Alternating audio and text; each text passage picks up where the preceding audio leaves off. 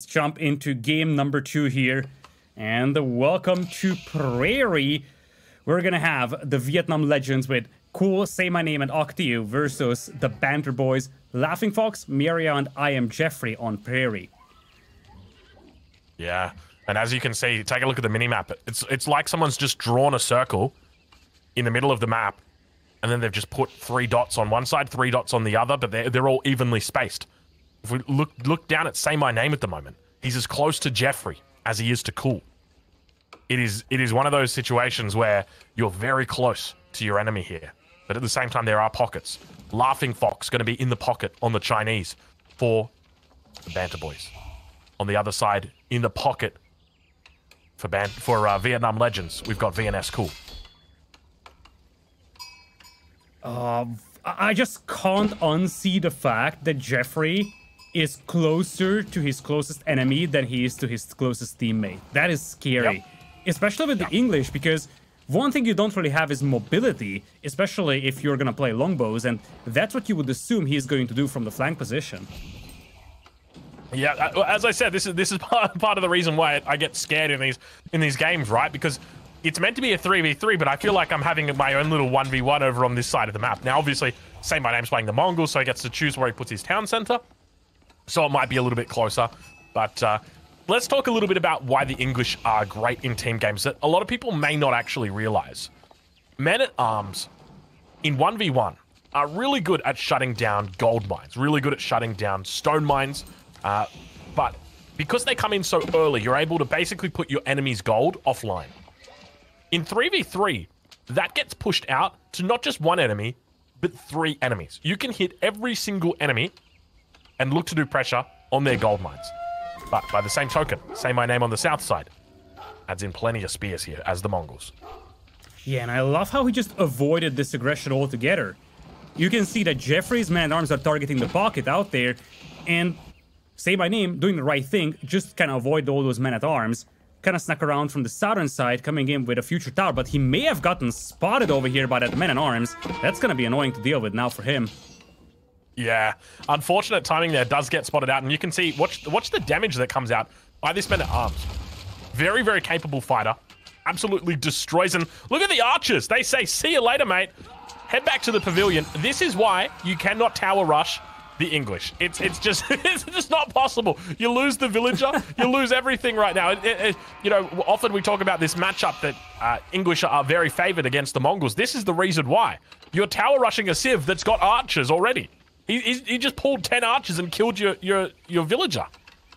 And that's an extra benefit for those men-at-arms, because it wasn't just the villagers being pulled, it was the fact that there was a single man-at-arms just holding the spearmen back. And as you said, that tower rush just completely collapsed over there for Say My Name. So Jeffrey, big W on the southern side of the map for the time being.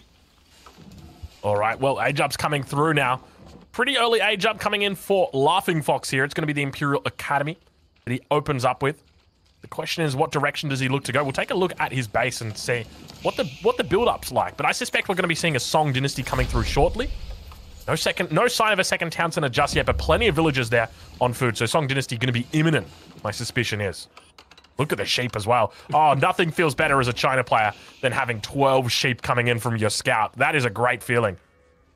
Yeah, for sure. And when you have team games like this, especially when you have a Rus teammate even who could possibly have more scouts than usual, you can kind of distribute the sheep much better. So you can kind of flex around with that. If you don't need that much sheep because you're playing English farms, for example, you can just give all of that to your Chinese teammate. And that's, once again, an extra element that gets added into the complexity of team games.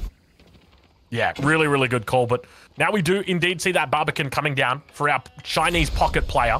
In addition, we also see him moving on to stone. So it is going to be 2 town centers.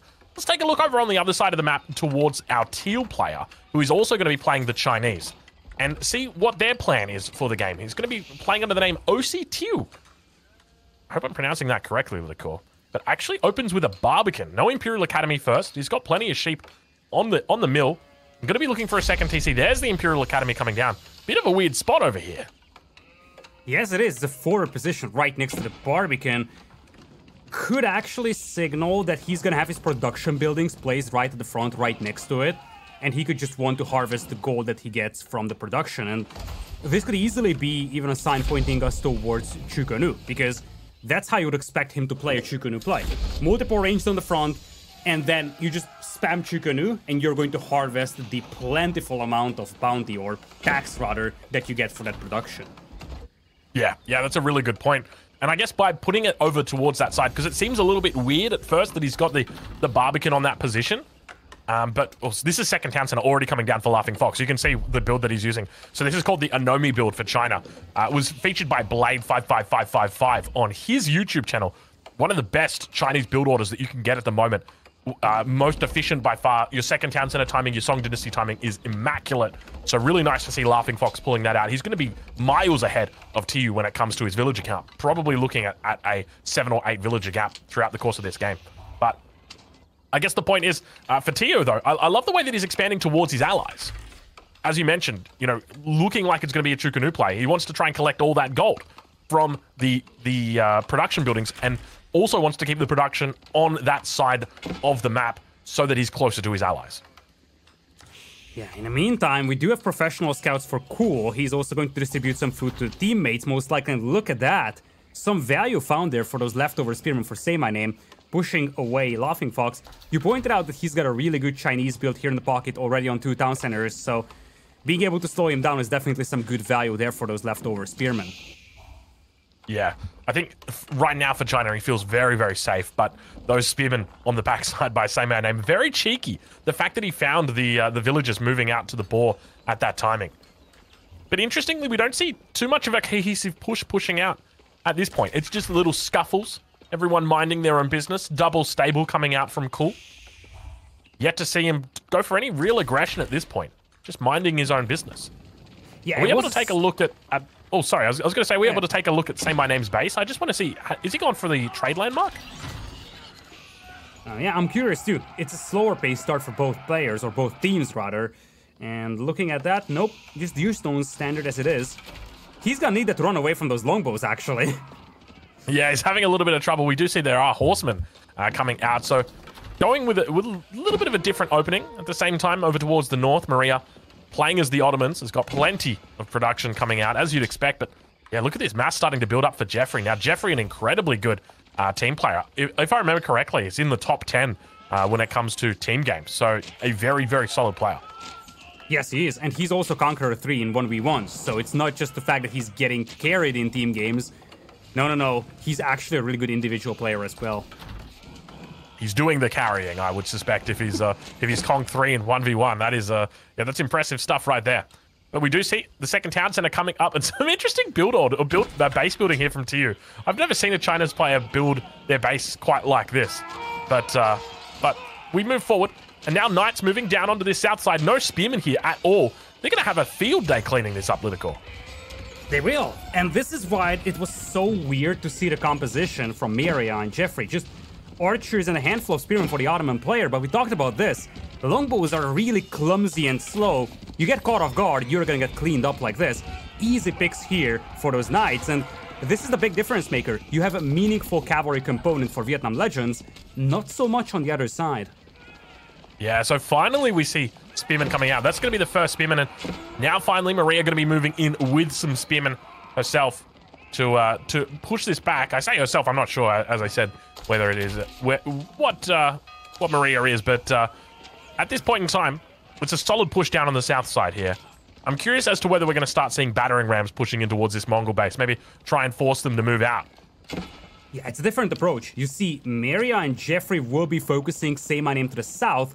Say My Name doesn't have a massive army right now, but they should have enough to hold this. And behind this one, Laughing Fox is just booming on 2 town centers. Now, the difference in the approach is what we have in Octius base, which is a fast castle. And you pointed this out before, Palace Guards could be the missing component over here. The Clock Tower about to finish, and it looks like we're gonna have no Chukonu for him. More likely to see Lancers or Palace Guards. Yeah, very interesting to see that China goes for the fast castle here. This makes a lot of sense, and indeed it is going to be Palace Guards coming out. So the reason why Palace Guards are so good in team games is because they're fast units that are able to attack lots of different positions, and they do a lot of damage, which makes them ideal for raiding villages. On a map like this, Prairie, It's very open, and it means that your enemy is going to have so many little spots that they've got villagers being kept. And if your Palace Guards manage to find them, they're going to have a really tough time running away from them. There's a second component too. It's the armor, and the fact that they're not countered by spearmen. If you went fast castle and went lancers, even feudal age spearmen can hold you off for the time being, especially if you have enough spearmen there. But when you have Palace Guards, what do you do as a feudal age player to really stop them? You may be able to stop the first few, but how do you stop 15, 20? Exactly. But now over on the other side, we see Laughing Fox going for a similar strategy here. Going to be instead playing in with the Imperial Palace. This is a different landmark that compared to what TU went up with. TU went up with the Astronomical Clock Tower, which is focused on making siege. Whereas the Imperial Palace is actually going to reveal where enemy villages are right now and synergizes perfectly with the Palace Guard. I love that landmark. I think it's one of the most underrated team game landmarks. It's gonna supplement your teammates really well when it comes to raiding, but for that you'd first need a raiding force, and that's something that's kind of lacking for his team. They have a very slow-moving army of just archers and spearmen. It depends how you want to play your English, but yeah, longbowmen not known as the best raiders. But take a look at this. TU finding a huge raid up towards the north, and at the same time, Cool spotting out more and more villagers down on this pocket player. Now, I don't know whether we can check the villager count too easily of our Chinese player, but I do know that obviously teams are at 143 and 154 vills at the top of our screen there, so that's going to give us more than enough information that economies are pretty even at the moment. You can assume that any of that difference is probably coming through from villages that have been taken out. You can see just relentless attacks coming in from this south team. The other thing that you could see is that that counter was at 72, and in 5 seconds time it went down to something like 65. So a lot of raids coming in here, both from the Knights of Cool and also the Palace Guards of Octiu. And you mentioned this before, villager numbers were head-to-head. They are even more so right now, with those raids really coming in clutch. And that's the drawback of having that unit composition for Maria and Jeffrey. Those archers and longbowmen, they just can't keep pace with the Knights and the Palace Guards. Yeah, we do see a little bit of an emergency village thrown down here on the front line, but look at the forces that are starting to build up now for Maria. It's an absolutely huge mass. 22 spearmen, 23 spearmen, 27 archers. Just kind of chasing away that raid up towards the north side. But the Palace Guard numbers for Laughing Fox now going to start building up to 13 Palace Guards, beginning to outnumber the enemy. Yeah, Palace Guards are now coming in, and remember, Laughing Fox was booming for the most of the game. So his eco still looking pretty healthy. If he can catch up in the Palace Guard numbers, he could be in a good position. Now, the scary detail for them is that behind this, Cool and Say My Name are both going up to Castle Age, and suddenly they find themselves in a position where their tech is much weaker than it is for their counterparts. And would you look at that raid? Beautiful positioning by Say My Name, even getting closer before firing a single volley. Yeah, really smart move right there. The closer you can get, then you're going to be delaying that attack alarm going off. But speaking of attack alarm, look at the Palace Guards just swinging and cleaning up. Laughing Fox doing a wonderful job on the front side. But look at this. Laughing Fox behind the scenes getting taken out. And that villager count finally going to be going in favor. Can he do it? He does indeed. Goes now in favor of Vietnam Legends. 172 vills for Vietnam Legends, 171 for the BanterBois. The Vietnam Legends are doing such a marvelous job when it comes to raiding those ecos. There's not a single moment for the last 2 or 3 minutes where they weren't killing villagers. Left and right to the Palace Guards with the archers, and they always seem to find value for those leftover units. Talk about the leftover Feudal Age archers, or back earlier, talk about the Dark Age Spearmen leftover finding some villager kills, and it's really coming in clutch because this is what makes the difference right now, and this is why now they are ahead in the villager count. Yeah, that's exactly it. Forces looking really solid now for this North team, though. Have a look at the forces that they're moving across the map. More than double the military population than their enemy. But the key difference here is just these raids. Non-stop raids coming in, and they're going to be drawing back enemy units here. Yeah, it has to be the Mangonels being the name of the game for the Vietnamese team. They're outnumbered 2-1 on the army. They're doing a terrific job with the raids, but they need to stop a gigantic force. Now it's 40 Palace Guards, above 30 archers for the Ottoman player, and extra 30 longbows as well. They need some Mangonel hits over here to stop this. That is a lot of Palace Guards. That is a huge amount. And I suspect he's probably got +2 ranged armor on these Palace Guards, which is going to make it even harder. He's going to be able to dive town centers. He's going to be able to take on these archers head-to-head without any issue whatsoever. And the Spearman number here is going to be solid to defend, and indeed, it's only going to be +1. But at the same time, look at that. Beautiful little skewer from those Ottoman Spearmen. Continues to push in underneath the town center. This is a secondary town center here for Cool. But the battering ram is going to be able to take it out. And look at the forces just rampaging through the base. He doesn't even care. He's just running right now with impunity. But look at that, Nest of Bees setting up. Could be the difference maker here. Volley comes out, and it's a beautiful one. Beautiful volley out there. A second one could easily wipe out the remains of that army. Palace Guards moving towards those Nest of Bees, though. No villagers here to repair.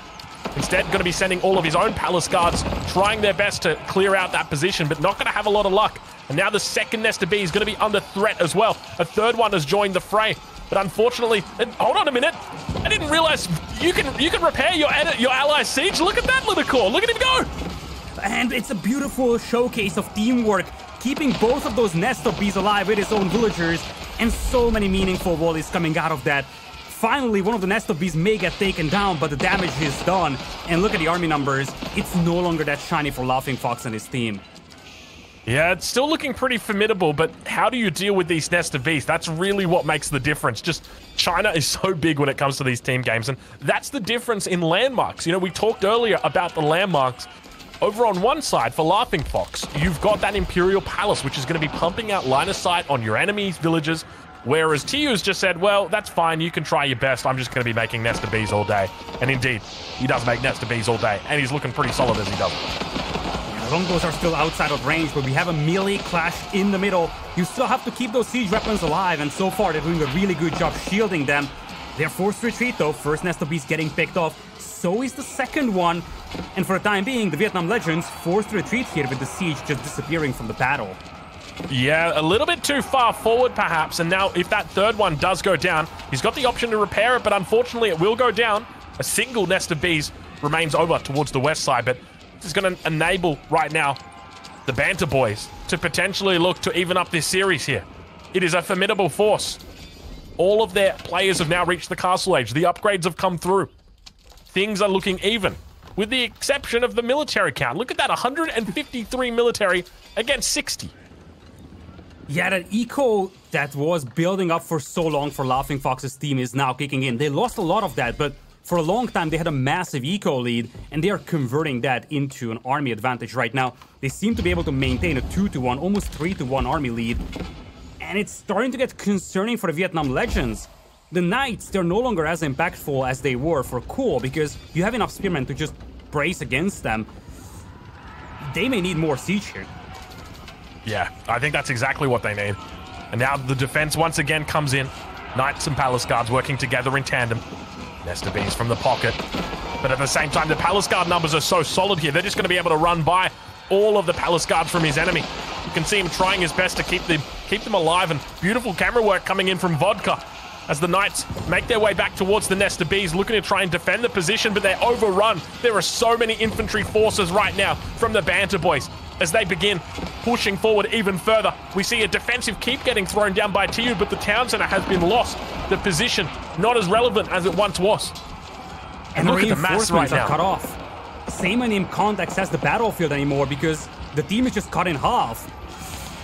Boiling Oil could actually change the game, or maybe Nest of Bees could. You still have to be cautious charging into that keep. But army numbers looking better and better for Laughing Fox and his team, although they're retreating and they're getting picked off while doing so. Are they retreating, or are they just changing their targets? Oh no, poor Say My Name. He's down here all alone. Unfortunately, he's playing the Mongols. If he wants to pick up and move, he can do that. But still, the numbers here looking really good for this team from the east. BanterBois just cleaning up this front position. He's got to be so careful with these Nest of Bees. They've moved out away from the safety of the keep. And with that, Palace Guard's going to be able to clean them up once again. Another Nest of Bees is going to be going down. How many knobs have been lost this game? It is a sad amount, that is for sure. It is. You know what else is said? The army count for the Vietnam Legends. 4-1 is the army ratio right now. And it's not just numbers, it's also the quality of those units. If you look at what's left for the Vietnam Legends, most of that army is actually in the form of archers or crossbows for Say My Name. On the other side, a lot of premium units, almost 40 Palace Guards. Now Janissary is hitting the field as well. They won't stop over here. They will just steamroll the base of Say My Name. And sure thing, Say My Name can back up, but by the time he gets rebuilt, his teammates will get swept.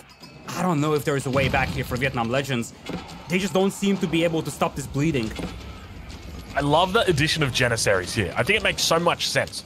You've got huge archer compositions. Both the Ottomans and the English love making these giant balls of archers. How do you defend them? Typically, people are going to be looking to spearmen or crossbows maybe against that cavalry, but janissaries are a perfect way to defend against them because you can keep everything safe from that extra little bit of distance.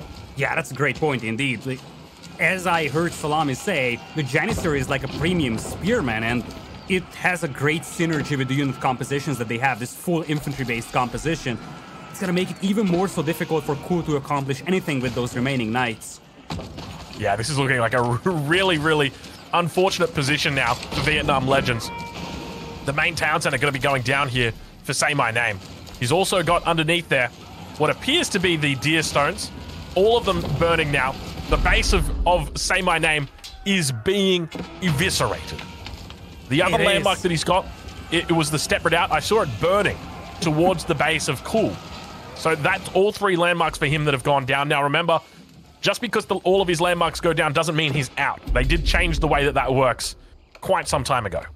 Indeed they did. So as long as he has anything meaningful left, he can still rebuild, but it's gonna be a massive challenge.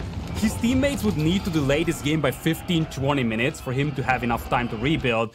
I don't know if they can buy enough time, because the scary thing is that the army numbers aren't really growing on the other side. In fact, Octio is sitting at, it's a little difficult to see the number, maybe 31 palace guards? Could that be the case? Yeah, it's 31 palace guards and 5 nest of bees. Yeah, so a little bit of advice for anybody who maybe they're new to team games and they're not too sure what to do in a situation like this. So in Say My Name's position, the best thing he can do at this point is just boom. That is it. All he wants to do now is just make villages.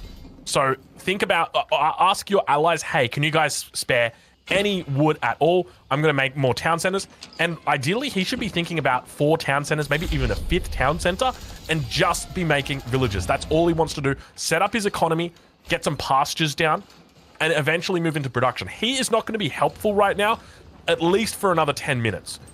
All he needs to do is just take time and just build that economy. Yeah, for sure. Like, making 5 Lancers that he could afford is not gonna be a massive help. What is a help is being able to rebuild as fast as possible in case this game goes long. And Octio is definitely trying to drag this long because behind this, he went into Imperial. So, Battle Hardened plus Elite Palace Guard could possibly turn the tide of the battle, although still an uphill battle it is for the Vietnam Legends.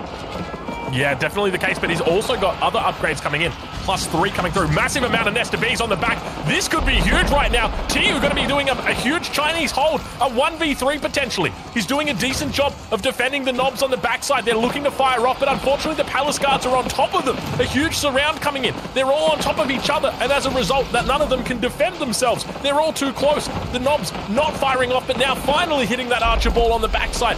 Palace Guards continuing to whack away at the front, and the defense of TU is holding on. Insufficient stone comes in. The battering ram's going to be able to take down the keep. The burning comes through. The boiling oil not going to be enough.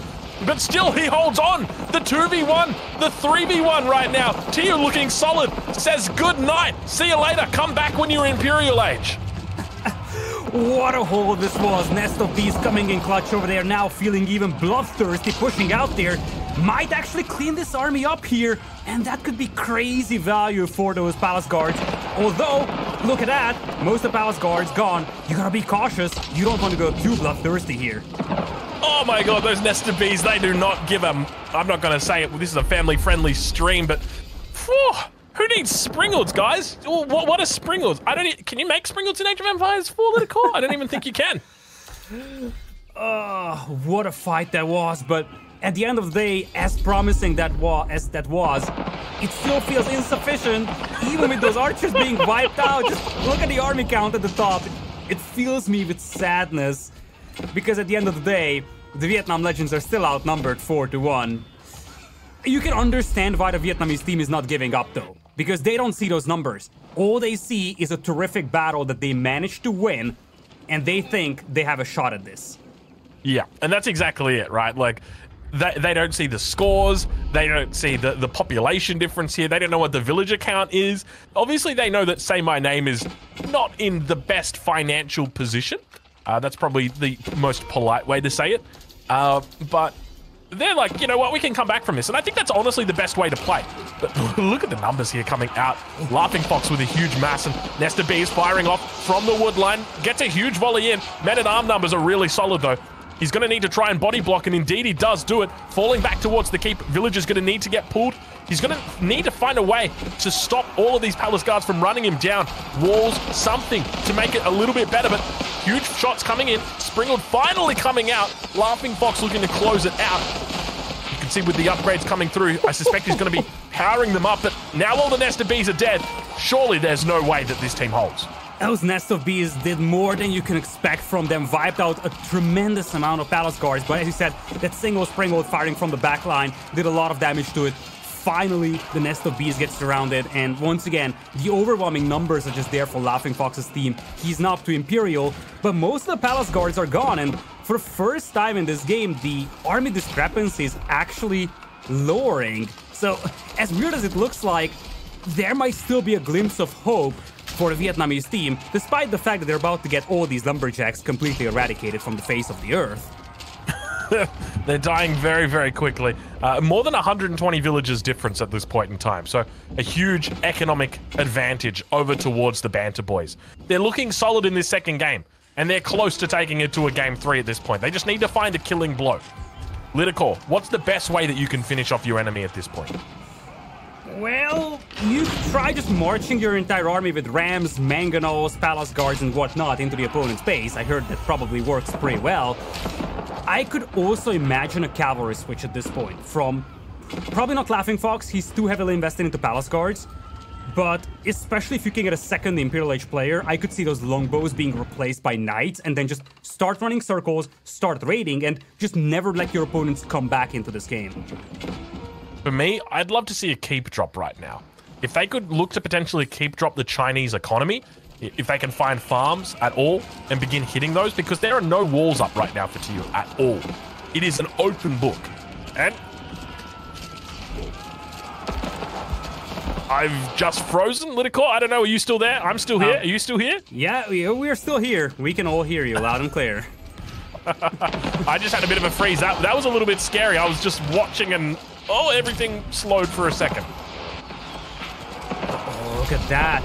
It's not just Imperial Age for Octiu. It's gonna be Ming Dynasty, although those villagers, they seem a little confused on what they're supposed to do under that Great Wall Gatehouse.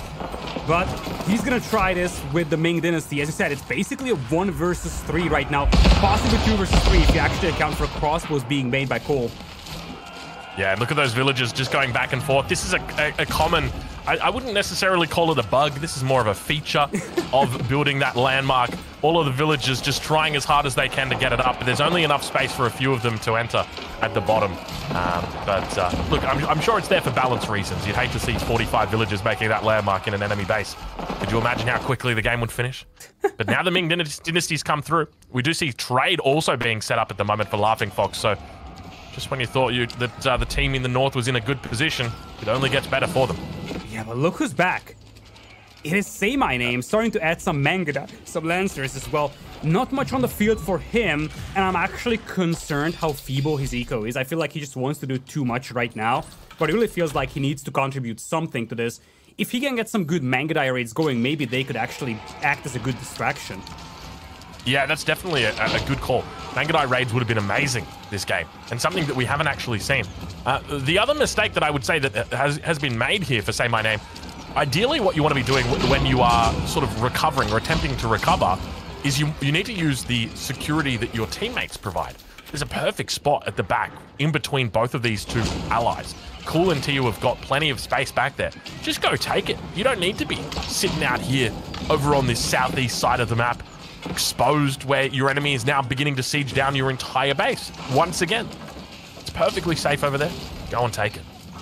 Yeah, he's gonna clean this one up here. It's actually a really good fight that he has taken. Problem is that once again, he's suffering from a setback and his teammates can't hold much longer. Castle gets picked up by the trebuchets, and as you said, forward keep now coming in from Laughing Fox. Jeffrey's up to Imperial. He's gonna have Network of Citadels soon. They're setting up trade. There's a massive eco lead now on their side. As you said, they just need that killing blow, and the trebuchets are here to give it to them. Yeah, it's a very methodical game coming out right now from the BanterBois. The way that they're playing it They've had a number of opportunities where they probably could have overextended, and they didn't. They've just been playing it safe, not been looking to force the issue underneath keeps until they've had enough units to really challenge it. And even at this point, despite being up 50 military pop, they just look to chill out for the moment, realizing how difficult it is fighting underneath these Chinese keeps. There's a reason why they have the best, why they are the best keeps in the game. They're very, very strong. You don't want to mess with them. But we do see more town centers now coming up for Say My Name. Repairing the main town center. Also has the second TC going up. Looking to rebuild that economy. If you're Vietnam Legends, the pop-up at the bottom really scares you. They don't see that, but we could see that Laughing Fox just sent almost 3,000 foot to Meria. That's an Imperial Age coming in, so we will have 3 players in Imperial against just 1. And sure enough, Octio did his best to hold this up, but from this point on, every move he makes is mirrored by Laughing Fox with equal or better efficiency. And then the support is just substantially better from Meria and Jeffrey compared to what Cool and Say My Name can provide at this point. But one of the differences we do have is the Ming Dynasty. And with the Ming Dynasty comes a very special unit, the Grenadier. 22 Grenadiers currently out on the field right now. This unit has been nerfed massively. The last time it got changed, there were 5 different changes that hit it. I mean, technically, you could argue that there were 7 because of some of the other changes, but they are now moving forward. He's going to look to focus down a lot of the infantry here. Massive damage coming in. Look at the amount of AOE coming out right there. Grenadiers demonstrating their prowess. Oh, feels too little too late out there. As I said, they suffered from a lot of nerves. They did enough to hold this force off, but the nest of beasts are still getting picked off. And those Grenadiers also getting overwhelmed. They're slowly being picked off by the longbows as well. I don't know if this is enough, Aussie. They are still somehow holding on, and the army numbers are actually getting closer and closer. But now they're suffering from a massive technology deficit. It's actually a miracle also the siege that they're holding on. Yeah, but you've also got to consider the siege as well. So siege isn't counted in that number. So technically, it's like 140 population versus 66. So it looks good, but yeah, it's a bit scary. Now Jeffrey is just pumping out non-stop trebs here. We're up to what? How many trebs is he up to? About 6 or 7 trebs here. It's a huge amount. Yeah, it's massive. It's also now Ming Dynasty coming in for Laughing Fox, and this is, as I said, why I was so concerned for Vietnam Legends in this game. Laughing Fox can mirror everything that Octio could do, and the supporting cost is just substantially better because they weren't raided for so long. And Say My Name still being delayed with the recovery because Meira is doing a really good job raiding him. So the problem here is that Say My Name is not getting closer to his teammates, and they would once again need to drag this game out for 10-15 more minutes for Say My Name to be able to contribute. Yeah, every time he gets hit like this, it's just delaying even further. High Armory going down on the south side, but look at the Trebs actually taking it out. Oh, I think that was a miss right there. Or wait, does that not kill? It was sitting at like 15 health repeatedly. Does it not just kill the landmark? Like it would a keep? Or maybe I just don't know. I don't understand the mechanics right there. The landmark never dies. Yeah, you may not be able to lose it as you're building it, but if it's like at 0% HP when you complete it, you probably just lose it straight away. Exactly. Okay, that's a strange mechanic. I thought it was like a keep, and I thought it was like a keep, and it would just go down, and you would lose like 4,000 resources in the blink of an eye. Okay, you know what? That kind of makes sense now that I think about it. The age-up got to come through, but immediately. I say that. Hold on a minute. Lord Doubt smiles down upon VNS Cool right now, but it looks like the age-up does come through, but immediately the landmark will be eliminated. So will Octio be. He's going to tap out. They realize there's just no way back into this one. Say My Name is dead. Octio gives up, and a great game really here from BanterBois. 2 very different approaches over here. Both teams starting out much slower than expected, but then the positioning, with one team having the Chinese flank, the other one just having an untouched boom from the pocket, and then just the momentum advantage. And you can clearly see where things started to go wrong for a Vietnamese team, especially Octio losing that many villagers. We didn't even notice that happening. We could see Say My Name struggling with the villager population, but a big contributor apparently to this defeat was also massive loss of villagers from Octio. Yeah, it was pretty crazy to see. Happening like that. I loved the way that both of the Chinese players looked to go up to the castle age really quickly, get those palace guards out, Very, very aggressive from the Chinese players. No age 2 at all. They were not interested in playing feudal. Just kind of let their allies do it. But obviously, at the end of the day, it was the BanterBois that came out ahead. And with that, we have a set for ourselves over here. And this set has to be settled in a 2v2 matchup on Dry Arabia. So I'm curious what we're going to have, especially because, once again, you do have limitations on the civilizations. You have to use the remaining civilizations that you have not yet used. And as such, the BanterBois are going with the Malians and the Rus. On the other side, it is the English and the HRE for the Vietnam Legends.